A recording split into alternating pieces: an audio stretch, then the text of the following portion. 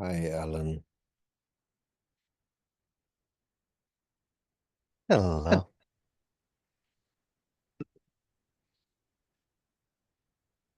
Nice to see your face. I know I said earlier to Caitlin that it was nice to see her in person. This isn't quite in person, but Hmm. it's it's it's better than nothing, and as close to in person as I get for a lot of things these days. So Hmm.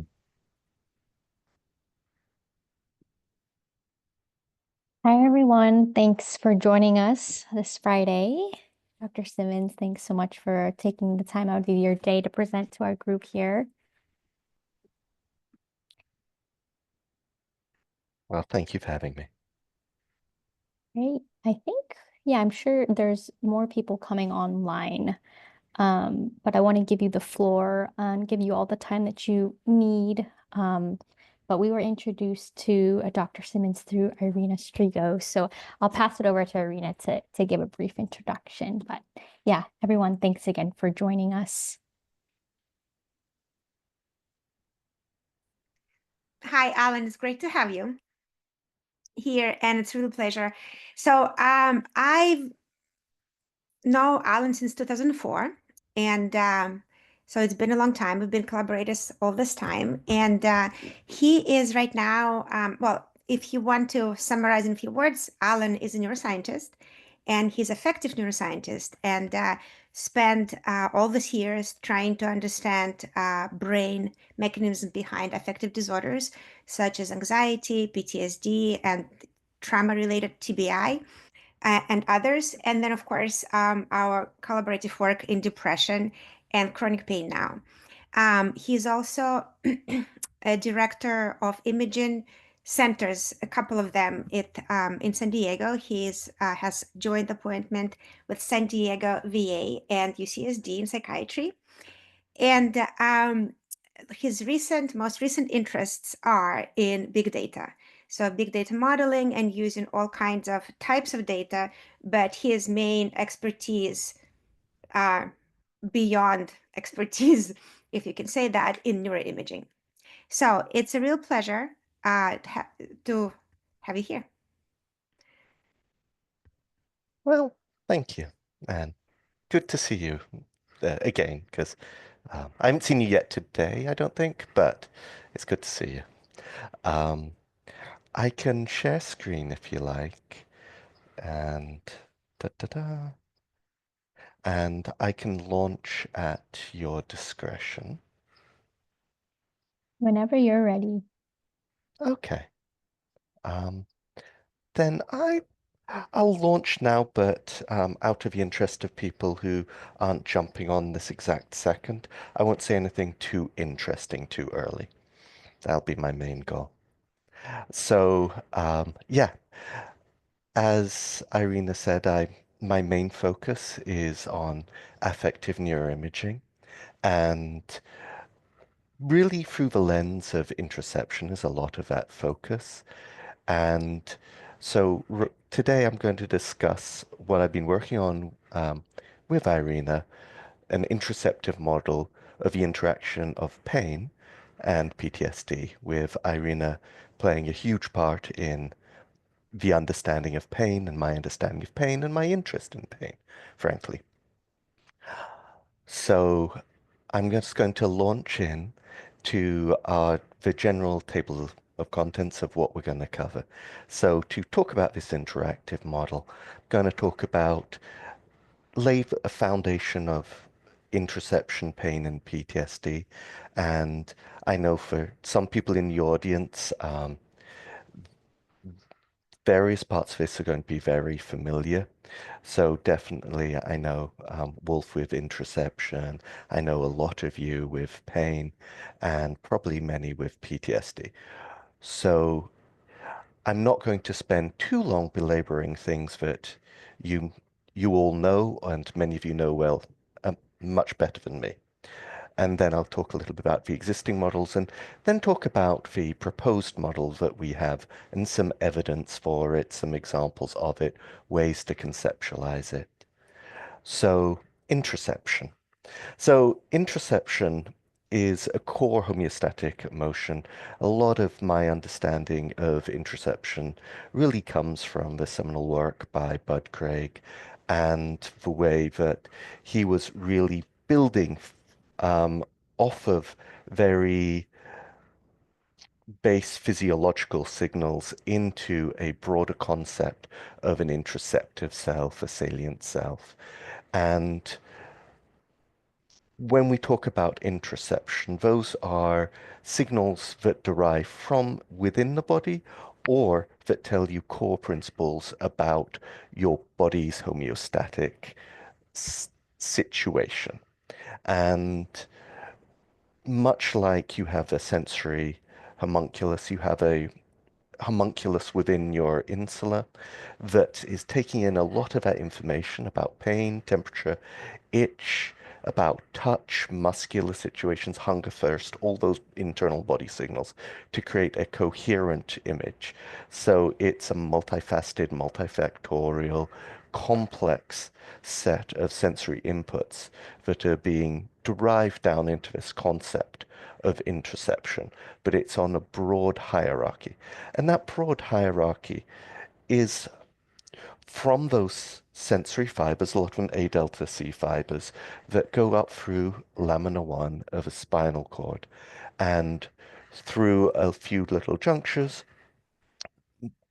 pathing through, with offshoots, pathing up to ventral medial um, nucleus within the thalamus. And that's one that I'm primarily going to focus on, although there are other sub-branches that runs more directly to the cingulate. But it's from that ventral medial thalamus that you get that projection into the posterior insula. And once it goes into there, it gets represented and re-represented. And there's several ways you can think about that re-representation. One is that you've got um, very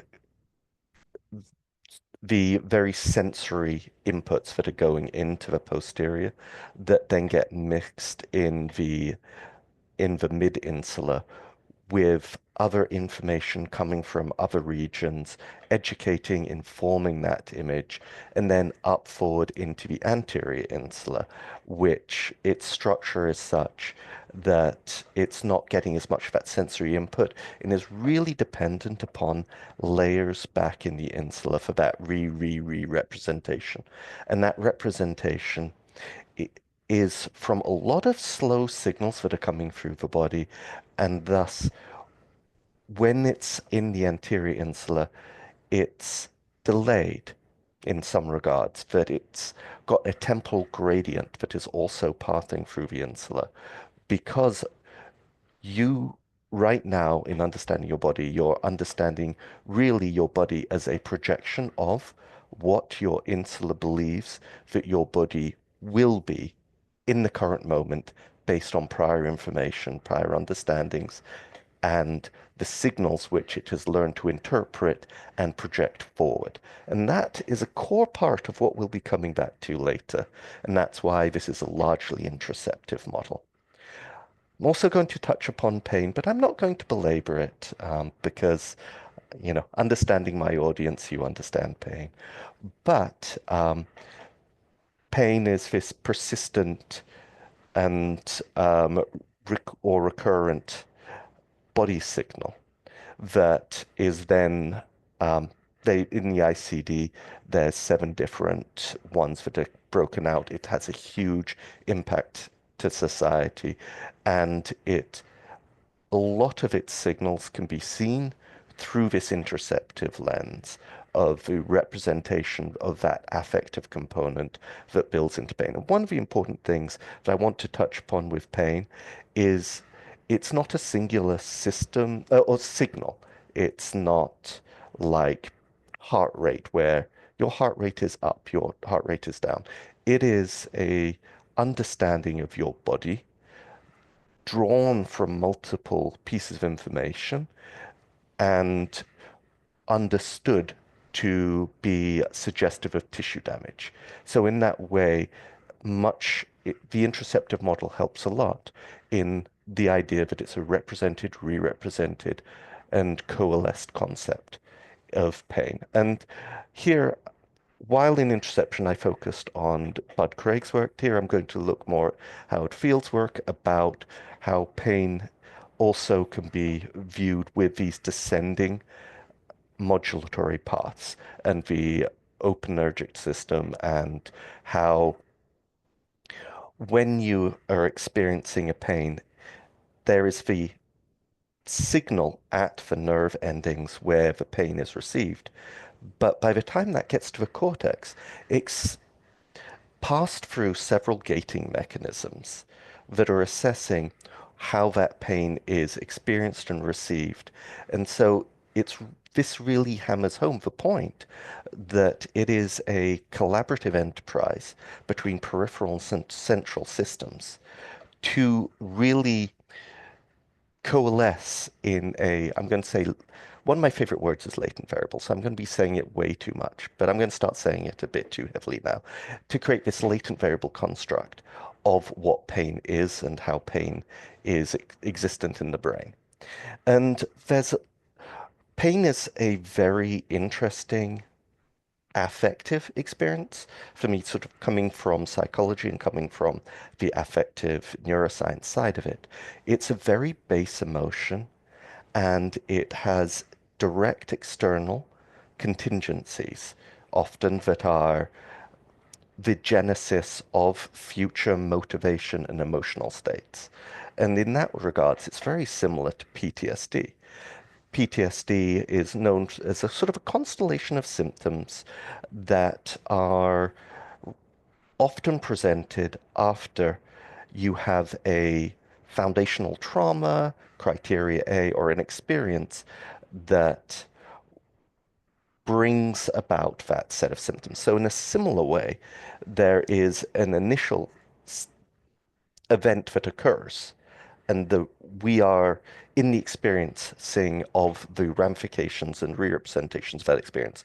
It has also a substantial cost, about 30 amount or less, but it has a substantial impact. But also, it is very, especially within a veteran cohort, comorbid with pain. So in various studies, you get various answers, but well over 50% of those people who are experiencing pain in the military are also experiencing PTSD and depression. So that goes to the thought that we can start wondering, is there some level of unitary model between emotional pain and physical pain, between our projection of ourself physiologically and affectively? And there's a lot of similar circuits that were focus, unlike pain, where we were really looking at the spinal cord on up through the thalamus. Within PTSD, a lot of that that's occurring that we're focusing on is more what's happening in the cortical layer. So it's once that trauma is received, once the jolt to the system occurs, whether it's activated through interoceptive means, through the insular in sort of a William Jamesian sort of way, or through the amygdala as an extraceptive sort of spark or signal, that there's an emergent set of information that comes into the brain, and then there are regulatory systems. And some of the important regulatory systems are much like with pain, these down-regulatory cortical circuits of dorsal cingulate and dorsal uh, DLPFC, dorsolateral prefrontal cortex. But also there's contextual information within the cortex, which provides, again, a multifaceted, multi-system set of information that allows for that re-representation of PTSD. So again, I'm going to go back to latent variable, that there is a construct. PTSD is not a singular signal, but it's this latent construct that exists founded upon multiple brain systems feeding in this information. So there are multiple people who've noticed this broad comorbidity between PTSD and pain. And a lot of times there is a seminal trauma event that then there's subsequent PTSD and pain. And there's a few models here which I'm going to touch upon briefly just to give notice to how these two disorders co-mutually, comorbidly are being seen in the field. There's the shared vulnerability model where you can see there's the individual person experiences event and there is features within that personage which makes them more vulnerable to both of these disorders coming online. There's the mutual maintenance. Actually, I'm going to go to the perpetual avoidance model a little bit first because it's a little bit easier to say that way.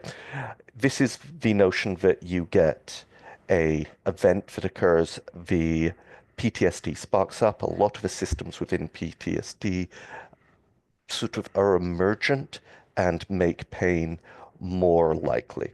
So these ones would be where you are no longer engaging in actions or doing activities or engaging in ways which are helpful for the direct reduction of pain, which may not be uh, sourced from a co-occurrent event.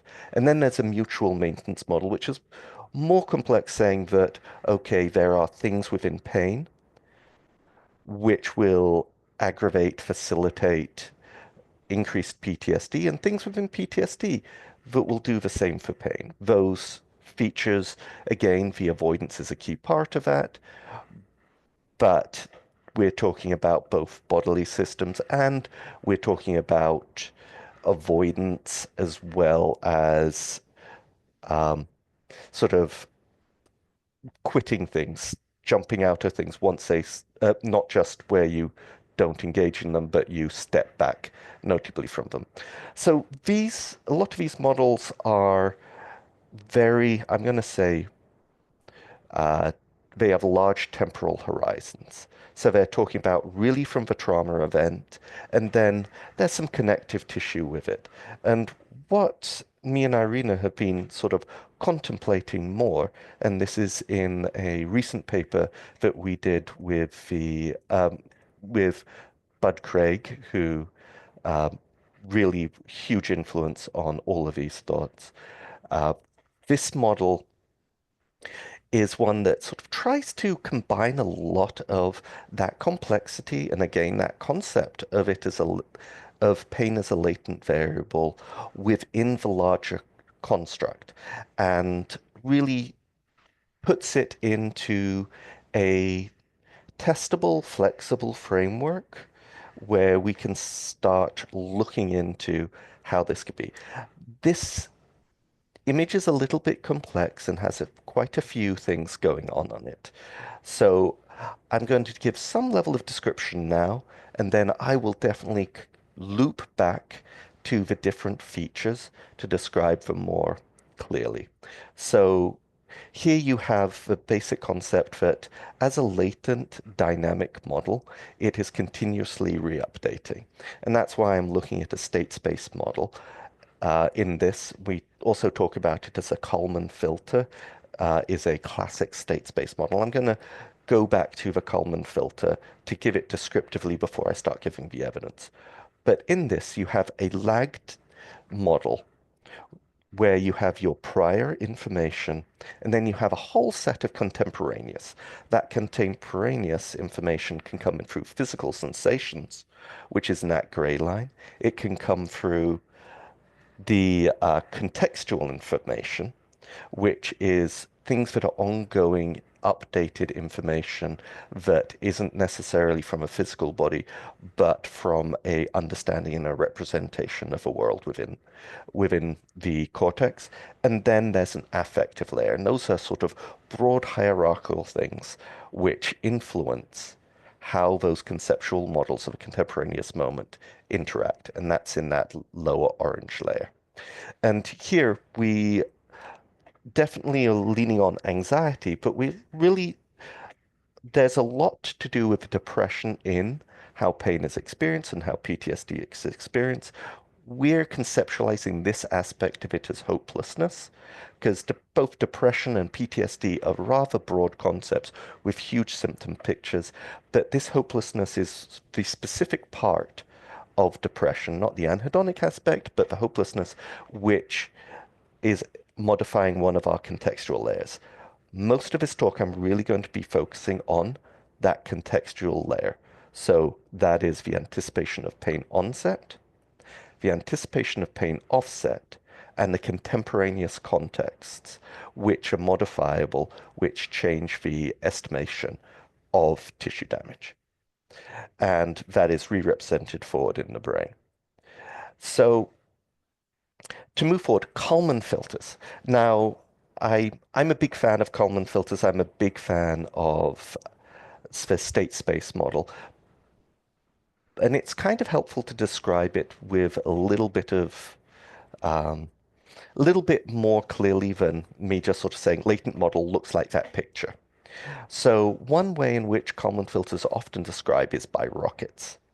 So in the lab, you've got a rocket and you're testing it out and you want to make sure a rocket doesn't explode. So there is a heat within the rocket center that you can't constantly measure, but you don't even need to know that heat, that latent constructive heat. You don't even need to know that as much as you need to know where it's going.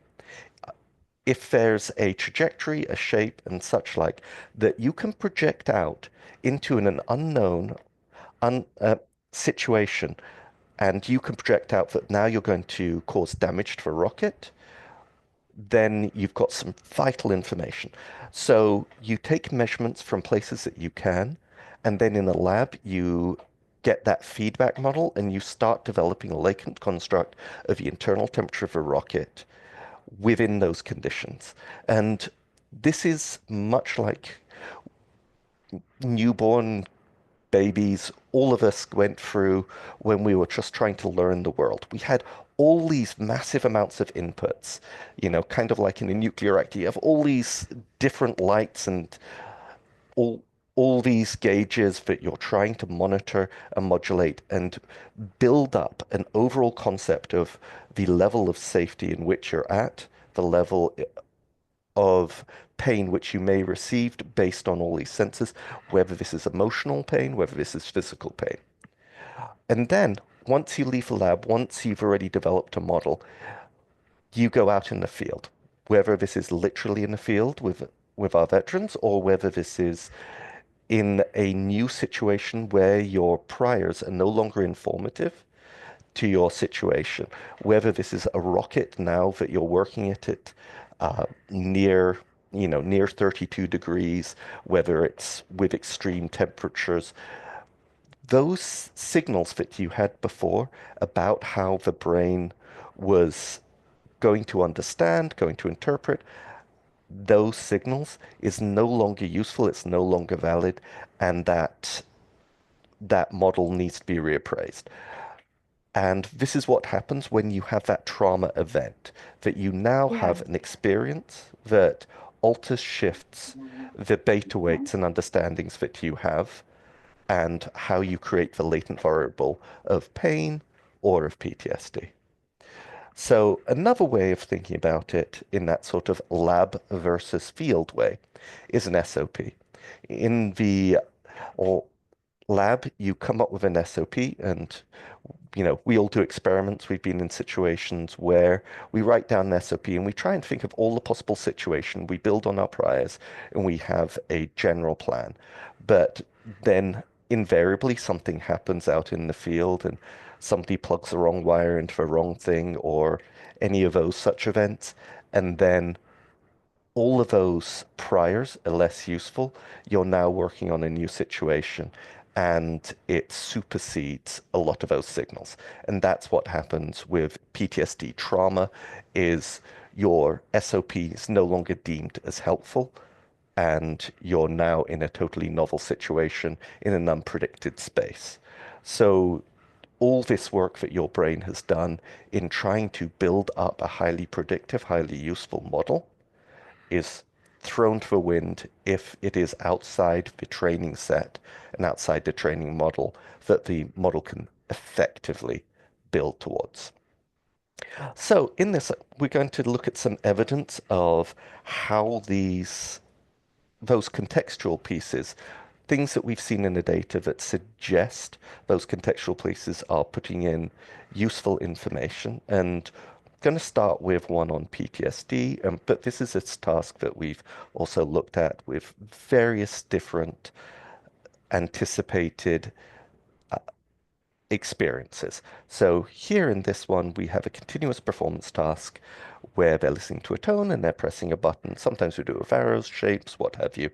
And then the tone changes, the color changes, and that signals to the person, not through a learning paradigm, but we have told them ahead of time and it's consistent and reinforced that there will be a negative or a positive image experience coming up. And in that, where in this model that we're really focusing on, especially within that contextual space, is with that anticipation of pain. And again, I'm using it in this sense as an emotional pain, as a negative experience, where that onset is occurring. And when we look at it across groups, we see that in anticipation, and that's in that first panel on the left, when we look at it in people with PTSD and combat controls, we see that in that anticipatory phase of a negative stimulus, we get that posterior insula activation. So there is body signal coming up in the anticipation of.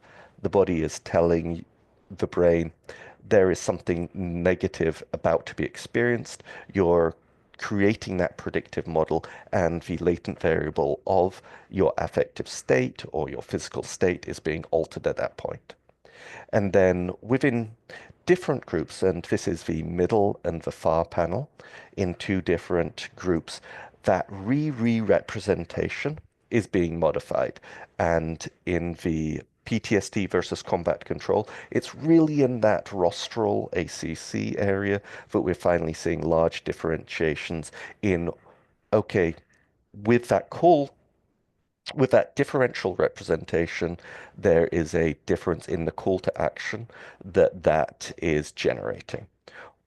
That's sort of, within that uh, sensation to action pathway of the interoceptive process.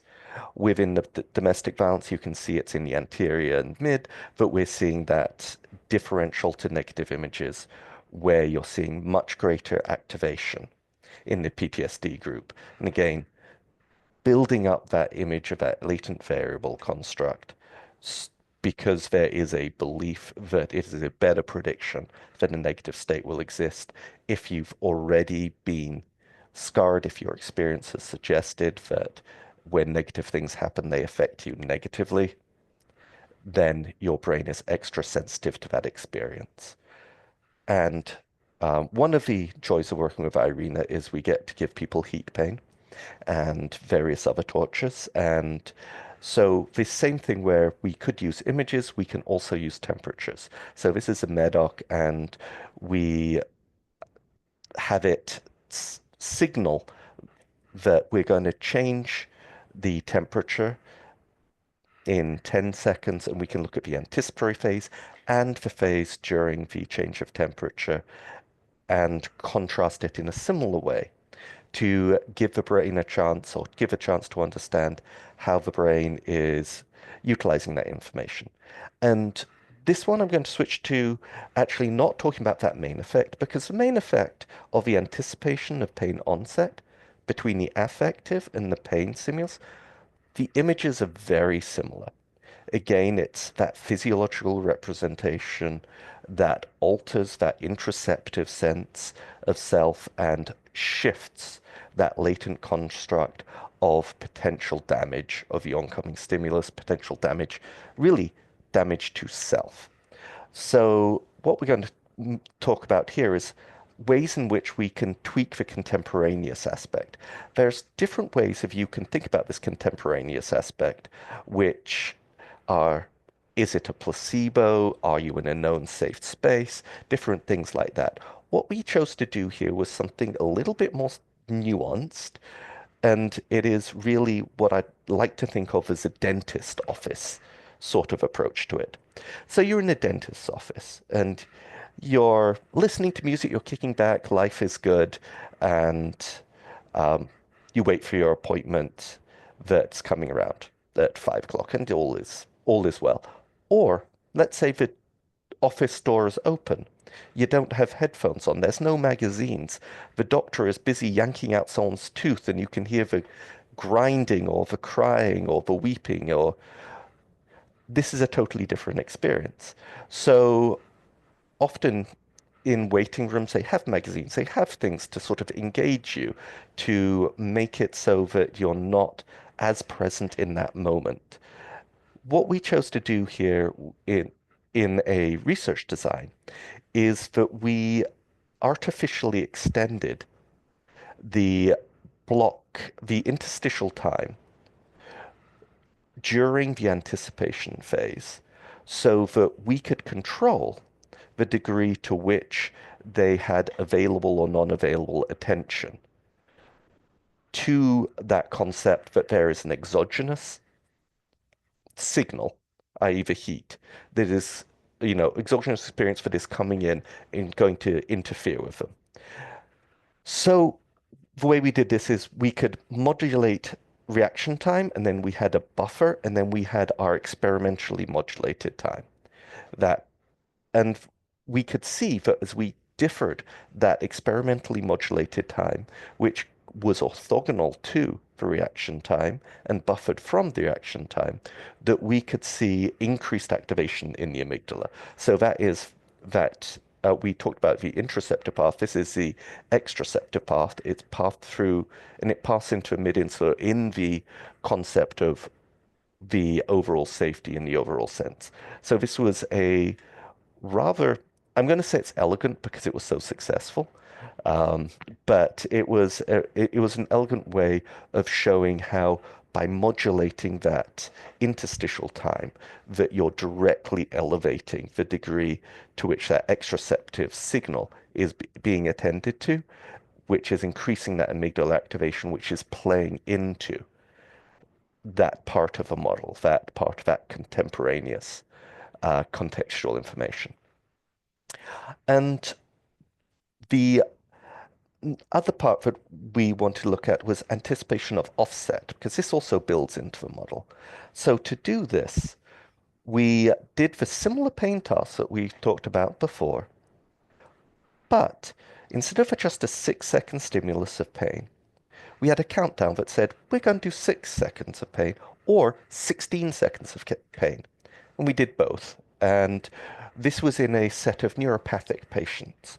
So we we blocked off the first 6 seconds in each so that those who experienced this were the same, and we put in regressors for the first 6 seconds in both trials and then the last 10 seconds in the other trial. So that now we're just comparing during that first phase, how is the brain responding to? And you can see we get a broad anti in in above, that's the main effect of this expectation of pain offset. And there's a broad activation in a bilateral anterior insula. Here we did modulation between their location of the the neuropathy, which was in the foot, versus the hand as a secondary level of contrast. And we could see again there in the anterior insula, this effect was most pronounced in the in those who had the significant neuropathy and in their area of neuropathy.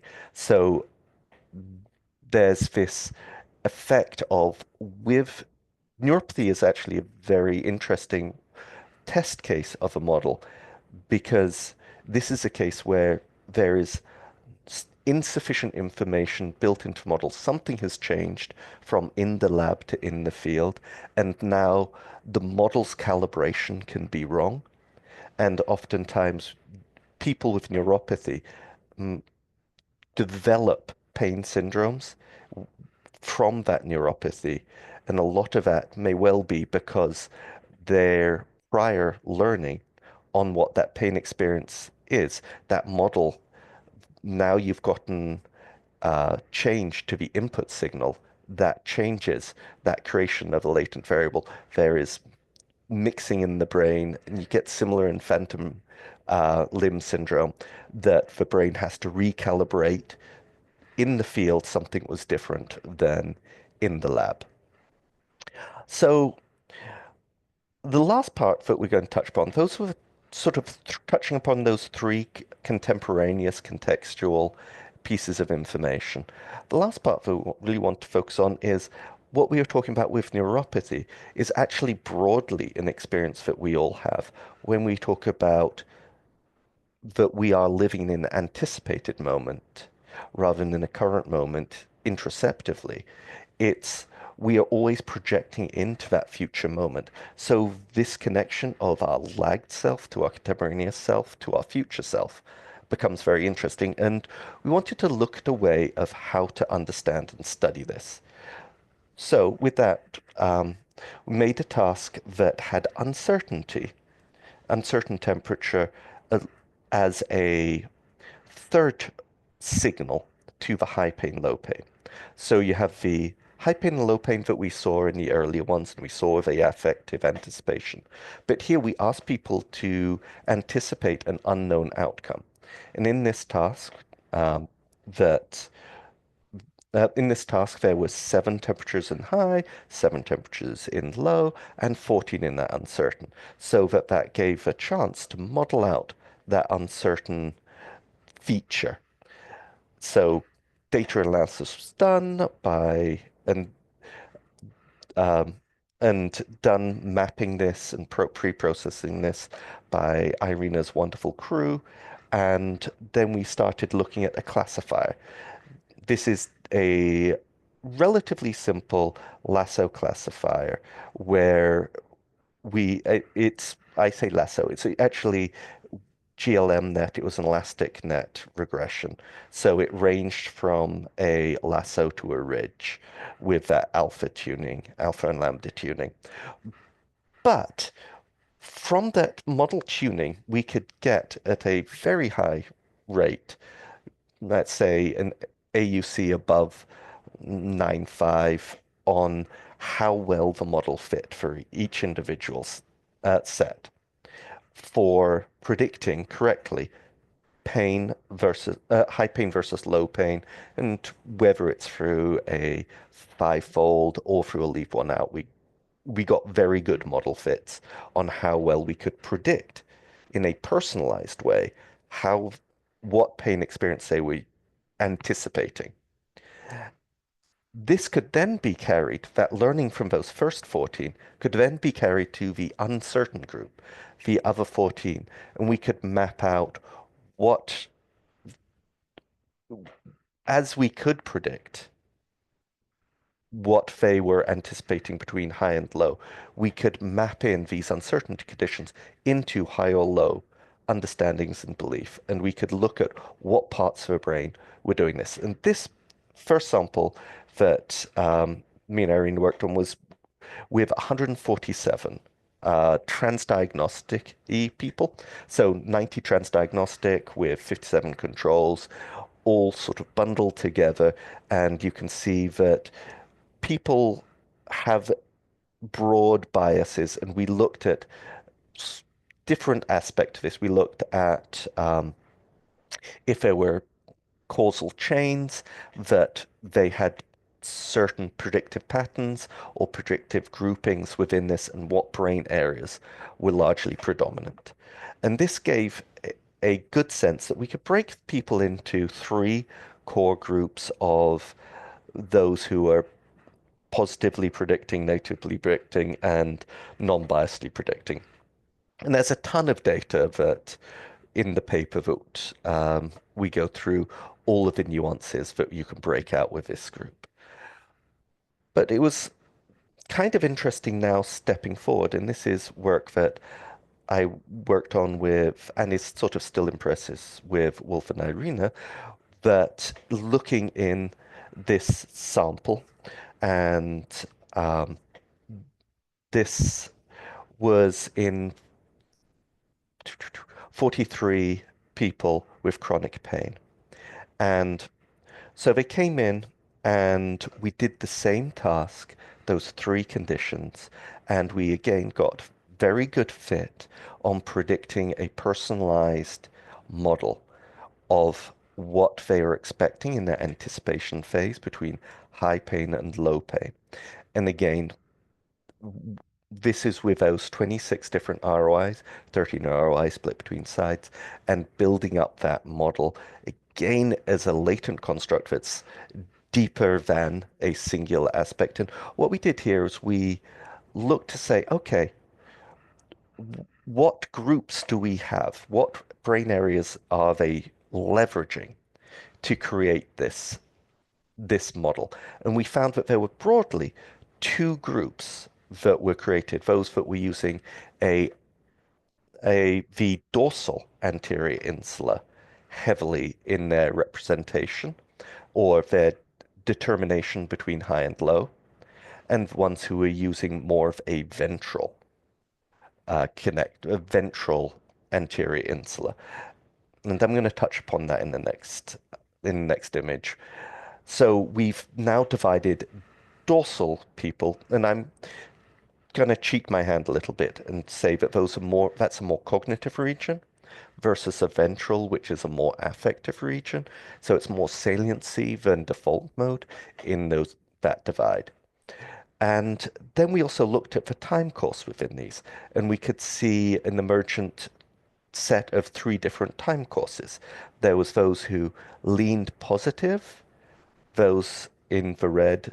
Those not I'd say positive. They leaned towards predicting it as a heat stimulus. Um, that there's ones in the green on the lower side that lean towards predicting it as a low pain situation, and there's those in the middle which didn't show a direct bias towards one side or the other. So their predictive model didn't suggest that they were going to experience one thing in a consistent way. They had a inconsistent model in that regard. And so to touch back on how these clusterings and I'm a big fan of clustering as a way to understand individual variants in a way that is more based on the underlying data than pre-existing constructs. So with that dorsal ventral divide, we could see that when they went through the mindfulness approach that Wolf and Irina were piloting here, that that the dorsal group actually responded better to that treatment, that they're using a cognitive predictive model, and that's what you can see in B, versus those in the ventral with sort of a more ventral anterior insular ventral stream that they were using. They were More of them were not responsive to a treatment. And in C, you can see what that means in that ventral dorsal divide. The red there is ceded to the ventral insula and mapping up, and dorsal anterior insula and mapping up, and the blue there is the ventral and mapping down. So you can see that it's dependent upon not just different nodes of our ROI set, but this also brings in a hierarchical nature, a broader set of brain areas that are building up this model. And in E, what this gave us was kind of an interesting experience where these dorsal people who were using these cognitive areas were largely in that negative and positive predictive group that we talked about earlier. So they had made a cognitive decision and a cognitive model that was relatively fixed that would lean them towards an appreciation of unpredictability, providing them with a negative or a positive range experience, while those in the ventral didn't have a bias, they didn't have a general pattern, that they were about modal, that their responses and we saw this in one of the other studies, were more reactive than predictive.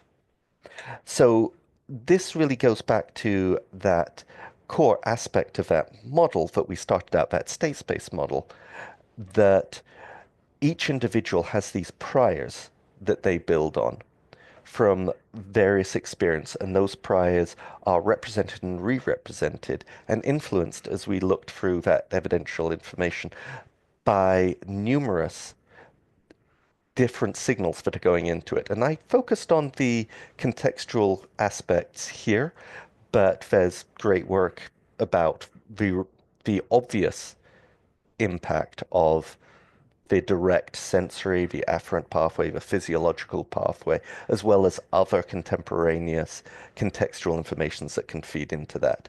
But what you get there is that physical and emotional pain are these interoceptive experiences that are multifaceted and personalized, that they are developed in a very in each person as they re-represent that broad hierarchical set of information, that it's coalesced in a very personalized way. And this means that when you develop those treatments, that some treatments are going to work for some people, some treatments are going to work for others. But what the treatment we're looking to do conceptually is to modulate those beta weights, modulate the influences of those different parts leading into that model to create a latent variable which will not as caustically re-represent that latent construct as being deleterious. Both, and in PTSD, you see this coming out that you both get people with PTSD that they have trouble with that prediction to the degree which they avoid all things and step away from various situations, but they also much more likely to re-traumatize. And it's because that predictive model of safety is disrupted. You get a similar concept within pain. Once you start getting those symptoms, say with neuropathy, that can lead into pain disorders because the predictability and the certainty and the degree to which that model is developed for the new signals that the brain is getting has been disrupted. So this state space model, dynamic, iterative, flexible, it takes into account a lot of those prior models that we talked about, but really focusing not so much on the genesis of a disorder, but really how these interoceptive pathways combine with various forms of contextual information for a representation of safety or damage to the self. So future work that we're interested in, we want to see how robust this is over time. So we've looked at within, or Irene looked at within a month and found really good predictability. But what happens over the course of 6 months, 9 months, etc., more along the time phase that you see people in that chronic pain phase, that 3 month window or more is critical for it to be counted as chronic pain. So we really need to start looking at the dynamics of a model more in that time frame. And then can it change through treatment? When does the recalibration successfully work? Do you change your biotype? And then sort of looking into different ways of changing the input signal. So things like vagal nerve stimulation, TMS, etc. Are there ways that we can tweak the input signals, not just the cognitive signals, to allow people flexibility, whether you call it neuroplasticity, to alter that latent construct? So again, I want to thank you all. Uh, this is sort of a hypothesis and hopefully a broad enough model that it can be utilized, but still effectively tested. And I also just with all the stuff going on in government over there in the VA statement, just nothing I say means that the VA thinks this or the government thinks this or anybody thinks this other than um, me and I think Irina. So with that, yeah, any thoughts, questions, corrections?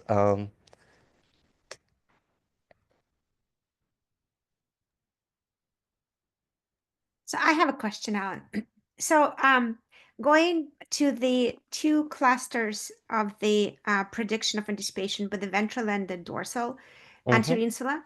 So Wolf, we have data on another Wolf's intervention that, and Wolf, jump in at any point, okay? So it's called MBPR, so it's mindfulness-based pain reduction. So looking here is that if we're thinking that this really anticipation of pain, that is was really was benefit. If you're dorsal anticipator, you are benefiting from this interoceptive attention, which is really cognitive restructure in the sense, right, of your interoceptive learning. And the blue people didn't exhibit that. So do you think these people, we would actually see differences if we measure this relief anticipation in this cluster, and whether you think this cluster would benefit more from this type of mindfulness restructuring that is really should be targeting the relief processes? I mean, well, I don't know if this question is to me or Wolf, but since You. ah darn s- so yeah, I think I mean the B B box sort of suggests that given the structure and the formality that the responders were those within the dorsal set more, and it may be that those in the dorsal set have a more directive, more coherent plan for reinterpretation, and thus can embrace the learning that you get through that MIP. And it may be that it's not so much that there are responders and non-responders, as there are those that can respond quickly and incorporate the lessons into within a cognitive framework. And then within the ventral, it may be, within this ventral anterior insular dependency, you both get the unpredictability, but you also get the linkage to the default mode network, which a lot of time is sort of an avoidant or escapist behavior.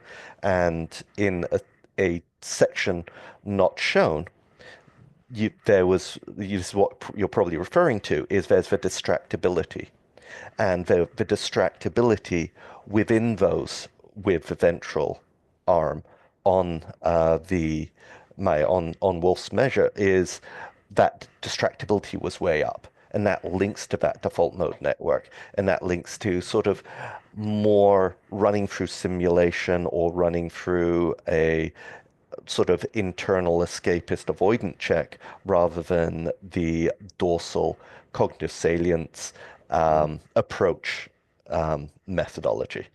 So it may be a transitionary phase, and it may be that what you're trying to do within the ventral set is to really let the mindfulness aspect set in that is the engagement, not using the distractibility and avoidance, but really the engagement to then allow for manipulation of that state space model.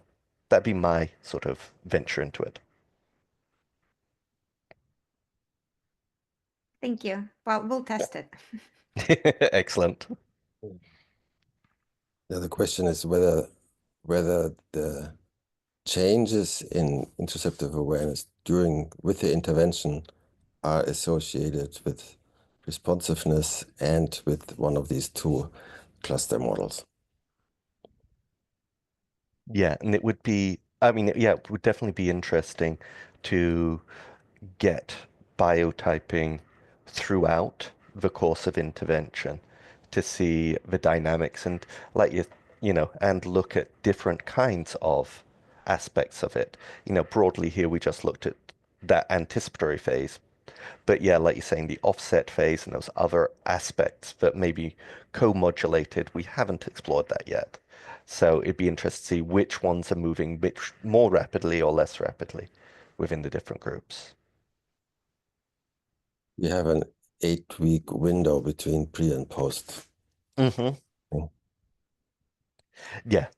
Yeah, and that's, I mean, when we peeked at sort of the degree of biotype change within the sample, we had to, deal with the attrition. But yeah, there was much more dynamic change in those undergoing treatment than we saw in those within the transdiagnostic group that weren't. But the degree to which we could quantify and level that was unclear. But definitely seemed to be bioatypical, I don't know, change in exactly how they were being represented and what, in that way, what brain regions they were using to support the construct of pain anticipation.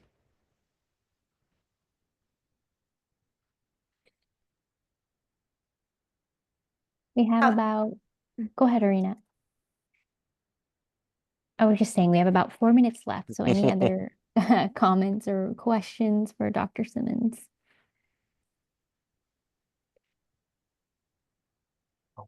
I'm going to interject real quickly just because there's so little time. And I wanted to say, yeah, if you guys have more questions on any of this, you can definitely reach out to Irina and Wolf at any time. They're very knowledgeable on this. And while I'm sort of the imaging PTSD is my area of nerddom, I think they can speak much more elegantly on the pain processing and integrating that with interoception. And it's just sort of been very fun working on this, both this recent project and also the last 20 years have been pretty darn fun. So I want to just sort of, I put that in the acknowledgements, but I can't understate, that is being really a valuable experience and an experience in understanding. And I love this stuff just for the way that pain is so core to the sense of self, interoception is so core to the sense of self that it really gets one thinking sort of existentially about who you are and how you exist and recognize yourself to be. And just the experience of having to go into work and consider that has been just a joy. Well, thank you, But Alan. It was great to have you. And great. yeah, as Alan said, just if you have any questions, he has lots to say. Thank you, Dr. Simmons. Thank you, Irina. Thanks everyone for joining us on this Friday. Have a really great weekend. Thank you, you too. Yes, great. Bye. Thank you. Bye-bye. Thank you. Bye.